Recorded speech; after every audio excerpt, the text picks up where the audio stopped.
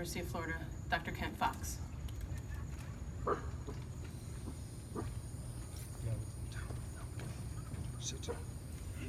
Thank you, LB. Well, good evening and welcome. Thank you all for joining us. It's such a powerful feeling to be with so many people here. I want to give a special welcome to members of the Gainesville and Alachua County community. I know we have pastors of churches here, we have community leaders and citizens of this great city of Gainesville.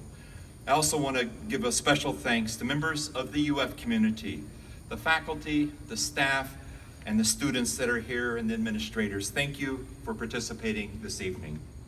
Finally, I have a very special welcome to our brand new students who just arrived at the University of Florida this week for our summer session B. We are a university community that cherishes all people.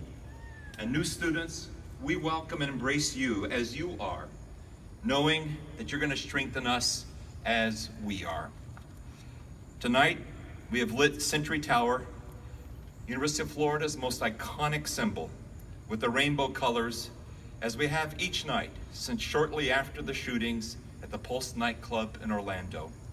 And in this, we join cities around the world, from New York, which lit the One World Trade Center, to Sydney, Australia, which lit the Sydney Harbor Bridge, to Paris and the Eiffel Tower. Through these lightings, we express our horror at the attack and our global unity against hatred and bigotry. And we honor those lost, and we show our support for their families, for their loved ones, and the survivors. But most of all, we reaffirm, collectively and individually, our love for the communities most affected, the LGBT, Latinx, and the Muslim communities. A love we wish to spread throughout our country, which will be symbolized by lighting the tower with red, white, and blue for the July 4th weekend. But while these lightings appeal to our collective solidarity and our collective love, they are also profoundly meaningful to individuals, our neighbors, our friends, and our co-workers. I was reminded of this by an email that I received on June 16th in response to my email to the UF campus earlier that day about the Century Tower lighting. Here is what the author, Cindy Tarter, wrote to me. Thank you, President Fox. I'm Assistant Director of Undergraduate and Academic Programs in the UF International Center, and my office handles the day-to-day implementation of UF's Learning Without Borders. My wife and I are about to start a family. She's 40 weeks pregnant. And I've been waiting for this message to know that UF cares. This means so much to me, my family, and my community. This is also a testament to the pursuit of our students learning without borders at UF. Thanks for not leaving us behind, Cindy. None of us can change what happened in Orlando or any of the hateful history against the communities affected. But we can and we must continue to stand together and work individually and together for a loving future, where all are loved, even those we may find unlovable. We together and individually can create a rainbow of hope without borders, and individually, personally, person to person, never leaving anyone behind. When I reached out to Cindy on Friday to ask permission to quote her email, I also asked about her baby. She wrote back that Avery Joelle Tarter Bison was born on Tuesday, June 21st at 11:08, and quote, happy, healthy, and loved. And she wrote me, from our UF Health Hospital room, we have a panoramic view of campus and Century Tower all lit up. May we always keep that light bright and shining for Avery and all future generations as each one of us commits to love. Thank you.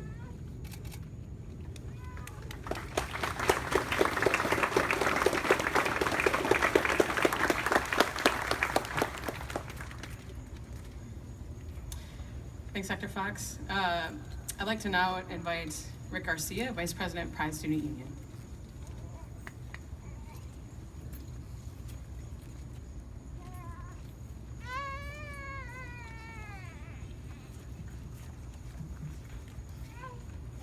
Hello, everyone. My name is Rick Garcia, and I'm a proud gay Latino man. When I woke up that morning on June 12th, I was greeted with a tragedy of unimaginable proportion against members of my own community. To see other queer people, especially other queer people of color, being targeted and violated was both infuriating and heartbreaking. People of color, especially queer and trans people of color, have long felt the heaviest blows of discrimination and hate. So many beautiful and diverse people lost their lives or were injured due to uneducated hate, and at a place that was meant to bring them together and to celebrate them. In the wake of such a tragedy, so many people are scared to live their lives and express who they are for fear of persecution or violence. And this should not be the case. Now more than ever, we need to show the world that a senseless act of hate cannot stop us from being who we are. Moving forward, we must reassess the persisting and underlying standards in society that foster such misguided and uneducated hate, so that we may transcend such tragedies and come to a point of true acceptance and equality. We must never forget what happened in Orlando, and we must never let it happen again. Thank you.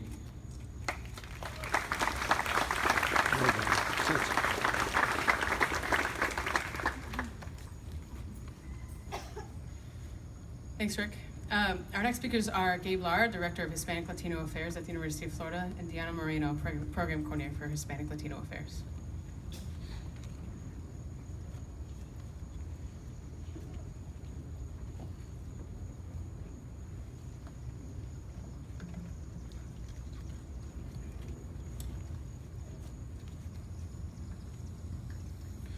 Good evening.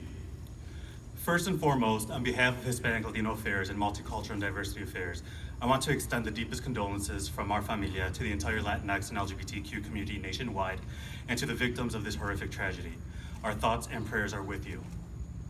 When something so horrible and senseless happens, it's natural to feel speechless and helpless. Yet, as a community, we must stand up and honor those whose lives have been lost by renewing our commitment to defend the dignity of every human being through our actions. We don't need to be personally involved in a tragedy to be affected. This tragedy is a reminder to us all that the struggle for social justice continues. The work for inclusion, human rights, and democracy is needed more than ever. We have to own the ways in which we participate in the oppression of people of color and the oppression of the LGBTQ community. When we blame certain communities, it is keeping alive the fact that xenophobia teaches us to only celebrate and empathize with the majority. The Latinx and LGBTQ communities are large and growing. Those communities came together to what they thought was their safe space, a space where they can be themselves without worry. But that night represents an extreme attack on multiple intersections of their identity. Nearly half of the victims were Puerto Rican. Many were Afro-Latinos and from other Latinx communities. Some were undocumented, most were young, with the youngest victim being 18 years old. The LGBTQ Latinx community faces disturbing realities. We are concerned that the narrative of blaming a particular group will plant the sense of fear that will turn into hate. We are worried that some will use this tragedy to prevent our movements from building bridges, understanding, and love between people of color, LGBTQ, people, and other marginalized communities. As a director of Hispanic Latino Affairs, I am proud to work with students who are not afraid to stand up and speak out. They are not afraid to let you know what they believe in, nor shy about who they are. As a father, I am hopeful that my children will be able to grow up and love whoever they love without judgment, without conditions, and most importantly, without fear. Thank you.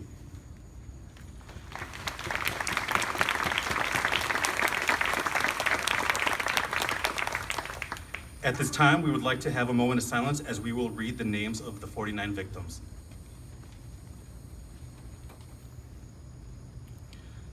Stanley Almodovar III, 23 years old. Amanda Alvear, 25 years old. Oscar A. Aracena Montero, 26 years old. Rodolfo Ayala, 33 years old. Antonio Devon Brown, 29 years old. Daryl Roman Burt II, 29 years old. Angel L. Candelario Padro, 28 years old. Juan Chavez Martinez, 25 years old. Luis Daniel Conde, 39 years old. Corey James Cano, 21 years old. Tevin Eugene Crosby, 25 years old. Dianca Deidra Drayton, 32 years old. Simon Adrian Carrillo Fernandez, 31 years old. Leroy Valentin Fernandez, 25 years old. Mercedes Marisol Flores, 26 years old. Peter O. Gonzalez Cruz, 22 years old. Juan Ramon Guerrero, 22 years old. Paul Terrell Henry, 41 years old. Frank Hernandez, 27 years old. Miguel Angel Honorato, 30 years old. Javier Jorge Reyes, 40 years old. Jason Benjamin Josephat, 19 years old. Eddie Jamaljoy Justice, 30 years old. Anthony Luis Laurendo Isla, 25 years old. Christopher Andrew Leononen, 32 years old.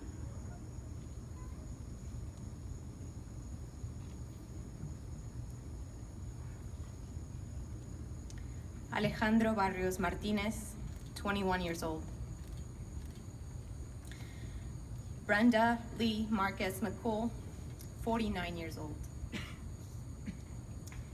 Gilberto Ramon Silva Menendez, 25 years old. Kimberly Morris, 37 years old. Akira Monet Murray, 18 years old.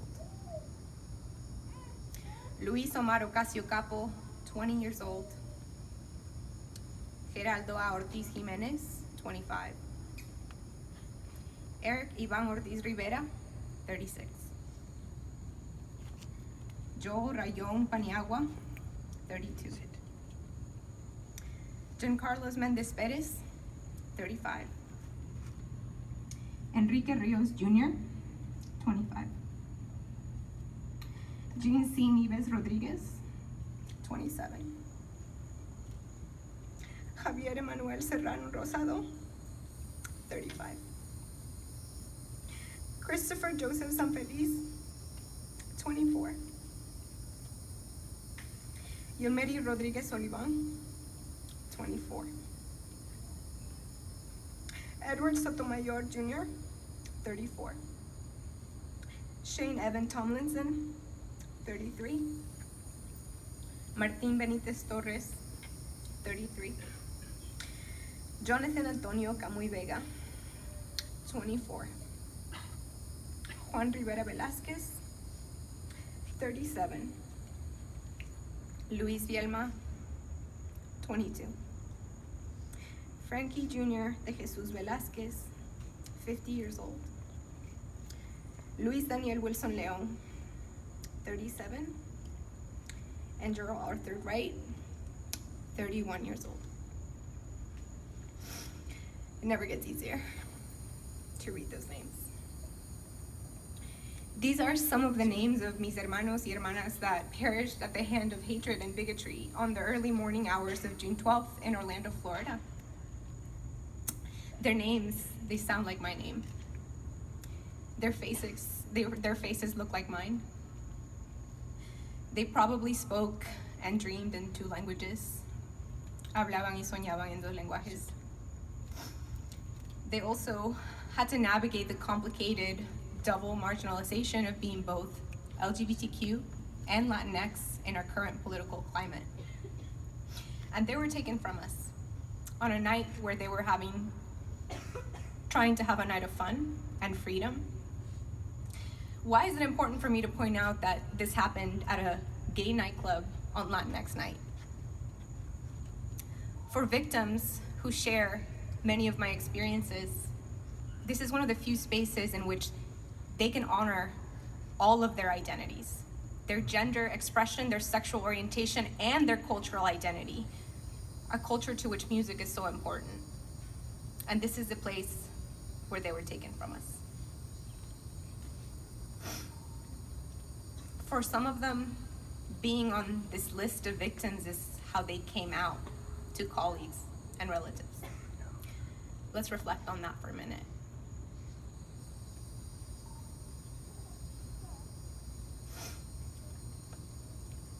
Many students and community members who share some of those identities, even in the aftermath of this tragedy, felt their narratives being erased by the media and some of the community response to this tragedy. So we decided to do something about it. My wonderful students, as well as community activists, got together and decided to hold a space of healing and processing for queer and trans people of color so that we could heal. Through these conversations and the reflections and the conclusions that came out of these conversations and this meditation, we wanted to share some of those with you. And we wanted to share them because we hope that they might serve as a teaching tool for the larger LGBTQ community that sometimes forgets the double identities of queer people of color, of the Latinx community that sometimes forget that LGBTQ folks are part of our community, and for the Gainesville and UF community as they seek to become true allies in our struggle against queerphobia and towards liberation. This is what this queer and trans people of color circle needs from our community. Number one, do not speak for us. Listen to us. Whenever our narratives and identities are erased from the responses to such a tragedy, it means that our identities and ourselves are rendered invisible and further alienated from a society that usually seeks to erase us anyways. This hurts us in the process of healing and feeling supported. If our community wants to support us, please listen to us. Secondly, please respect our agency when we choose to speak up or when we choose not to. Recognize that speaking out usually means taking a risk for queer people of color. So please, this is why you should listen when we do. Furthermore, you should respect when we choose to remain silent. Remember that sometimes our livelihoods, our relationships, and even our safety are on the line. Third, if you'd like to become an ally to queer and trans people of color, expect to do the work. Educate yourself. Seek out resources, many of them available right here at this great university. Be intentional in your self-education and in your journey towards understanding and standing with the LGBTQ community. Go out of your way to learn and to listen. If it makes you uncomfortable, maybe it's working. The status quo in our country is heteronormative and queerphobic, so we must learn to be comfortable disrupting that status quo. As allies, sometimes you have the power and the privilege that LGBTQ folks do not. Using the position of power to create change among our peers, our families, and our communities is the least that we can do. And if we make mistakes, that's okay. Admit them, learn from them, and move on. How can we improve if we are never wrong? It is up to us. It is up to you. Furthermore, I'd like to just share some of our hopes for the future. We hope for liberation, to feel free to be ourselves fully in all spaces, whether academic or professional, whether public or private. We hope for a future where every day we don't have to wake up and fight. Sometimes we hope for a future where we can just wake up and be. We hope to see ourselves represented in the world, not just after a tragedy, but as professors, as role models, as your favorite television character, as your political representative. We want to be seen and embraced for who we are. In the past 2 weeks, I've had the chance to mourn. But when I came in with my community, I also had the chance to see then now there's a need to build.